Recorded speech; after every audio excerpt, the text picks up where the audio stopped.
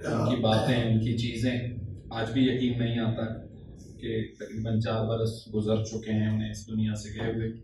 لیکن ابھی تھوڑی دیر پہلے واجہ سے دشتی صاحب سے بات ہو رہی تھی کہ آج جب کچھ دیکھتے ہیں جو حالات ہیں، یہ ساری میرے خیال وہ باتیں ہیں جو ماما آج سے کافی عرصہ پہلے ان کی نشاندہی کرتے تھے. یہ ان کا علم، ان کی دانش، ان کے بلوچستان کے متعلق، پاکستان کے متعلق اور خطے کے متعلق معلومات ہی تھیں، جس کے نتیجے میں وہ ایک رائے قائم کرتے تھے اور ایک مستند رائے قائم کرتے تھے.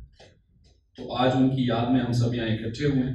خاص کر میں شکریہ ادا کروں گا جان دشتی صاحب کا، جو واجہ کے صدیق صاحب کے بہت قریبی دوستوں میں سلیم شاہد صاحب، جنہوں نے ان کے ساتھ صحافتی زندگی میں بہت عرصہ گزارا. دشتی صاحب کا ان کے ساتھ تعلق دوستوں والا، بھائیوں والا. سلیم شاہد کے صاحب کے ساتھ بھی سنگت رفیق ہماری طرح ان جونیئرز کی کیٹیگری میں آتے ہیں جنہوں نے ماما کے دست شفقت میں رہتے ہوئے بہت کچھ سیکھا. خالد صاحب ان میں شامل ہیں. لالا صدیق بلوچ کو سفیر بلوچستان کا لقب دیا گیا. میں نہیں جانتا کہ سب سے پہلے ان کے لیے یہ لقب کس نے استعمال کیا، مگر جس نے بھی لالا کو سفیر بلوچستان قرار دیا یقیناً اس سے بہتر اور درست نہیں ہو سکتا تھا. جیسے کوئٹہ کو بلوچستان کا چہرہ قرار دیا جاتا ہے، اسی طرح لالا بھی نہ صرف اندرون ملک بلکہ بیرون ملک بھی سفیر بلوچستان کی حیثیت سے ہمیشہ نمایاں رہے. ہمیشہ بلوچستان کی بات کی، اور ایسا صرف جذبات کی بنیاد پر یا ان سے کسی تعلق کی وجہ سے میں نہیں کہہ رہا، بلکہ اس کے لیے ان کی طویل جدوجہد ہے جو پوری زندگی اپنی قلم اور آواز کے ساتھ کرتے رہے. لالا بلوچستان کی ایک توانا آواز اور بلوچستان کا مقدمہ ہر فورم پر مؤثر انداز میں رکھنے کی صلاحیتوں سے مالا مال تھے. وہ نہ صرف بلوچستان ایکسپریس اور روزنامہ آزادی کے اداریوں اور کالموں میں بلوچستان کی بے باک انداز میں بات اور نمائندگی کرتے، بلکہ انہیں اہم حکومتی لوگوں تک رسائی کے ساتھ بطور صحافی ملک اور بیرون ملک صوبے کی نمائندگی کا جب موقع ملا انہوں نے بلوچستان اور بلوچستان کے عوام کو مفاد کو ترجیح دی اور بلوچستان کا مقدمہ کامیابی سے لڑنے کا حق ادا کیا. بلکہ بسا اوقات وہ بہت سے لوگوں کو ناراض کر کے بھی بلوچستان کی بات بے باک انداز میں کرتے. سیندک اور ریکودک منصوبوں پر بلوچستان کے عوام کی حق کی بات کرنے والوں میں لالا ہمیشہ نمایاں رہے، جنہوں نے اپنی تحریروں کے ذریعے ان منصوبوں سے بلوچستان کے لوگوں کو فائدہ پہنچانے اور یہاں کی پسماندگی دور کرنے کی بات کی. دوستو، لالا صدیق بلوچ نہ صرف صحافت اور سیاست بلکہ معیشت پہ بھی ایک گہری نظر رکھتے تھے. صدیق صاحب شترے خوبیاں چی یکی شت کے آوت ایز اے رپورٹر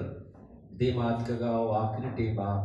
روتاک آزادی و روتاک بلوچستان ایکسپریس کے ایڈیٹر آیا مدام یک گپی جاؤ خاص کوئٹہ پس منظر آئیے یک بجنی استا کہ دا ہما ڈولیں کے صحافت یا حلکاری بوگ لوٹی ہاں نبوگ آئیں آندہ بلوچستان ہوتی نوکے دروشوں میں بے تچوشیں ہچ جیڑے نہیں کہ میں پیشگی نلک کتا بلوچستان آؤ کے عاقبت یا نسل کے آئیے ہوتی ایشوانی واسطہ تچتا کے ضرورت نہیں منی صرف کالما بوانا بلوچستان کیپیٹل بغیر یا زراعت و ایگریکلچر چون بھی درام لکھ تک ہوئی کو تگمپا بلوچستان عاقبت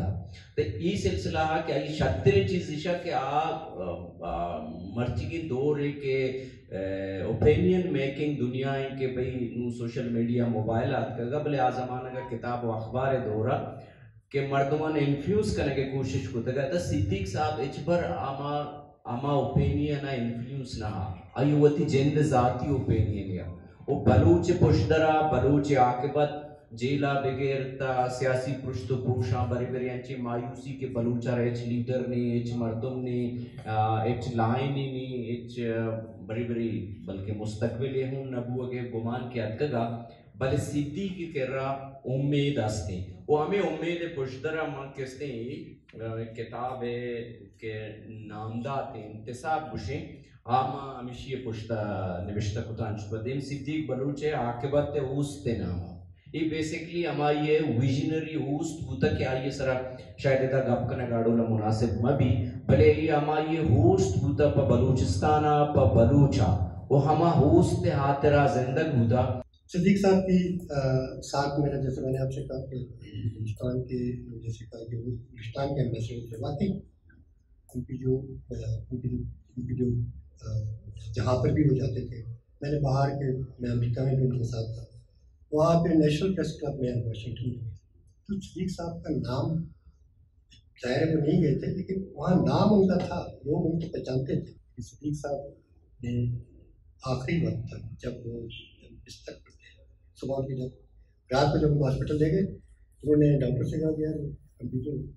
लैपटॉप है, उसे क्या कर ले, उसे यार मैं इधर अकेला हूँगा, मैं हिंदुस्तान एक्सप्रेस का तो वो जो पैगाम दे के चले गए लास्ट में यही है कि आप अपनी कमिटमेंट जो है आपकी वो जो भी चीज़ है उसके साथ कमिटमेंट, अगर कमिटमेंट नहीं है फिर आप ना आप प्रोफेशनल टेनिस बनेंगे, ना आप अच्छे इंसान बनेंगे। संगत रफ़ीक जो कि उनके जो जिसे कहते हैं कि उनकी सहाफ़त के, उनकी बलोची एकेडमी के साथियों में से हैं, उन्होंने मामा के कुछ आर्टिकल्स को बलोची में ट्रांसलेट किया, जो उनकी ख्वाहिश थी एक तरह से कि बलोची में आज़ादी अखबार होना चाहिए। तो ये अभी चूँकि मैंने अभी थोड़ी देर पहले देखी है, इसके भी जो स्टोरीज संगत ने सेलेक्ट की हैं वो बलूचिस्तान से लेके ईरान तक और ईरान से लेके कराची, इकॉनमी, सियासत, हर चीज़ उसमें मौजूद रखने की कोशिश की है। सबसे आखिरी बात करना चाहूँ, लाला ने सबसे बड़ी ख्वाहिश थी कि जो संगत रफ़ीक साहब और मेरे छोटे भाई सादिक ने बड़ी ख्वाहिश पूरी की कि बलूची अखबार में सांचे का इजरा करके, तो सांचे उन्होंने कहा कि मेरे अखबार में आपने एक बलूची पाक पहना दिया। मतलब एक बड़ी बात उन्हें समझी कि उसने कि मेरी कोशिश थी और आप लोगों ने उसको मैदान में ले आया, मैं बड़ी अच्छी बात की।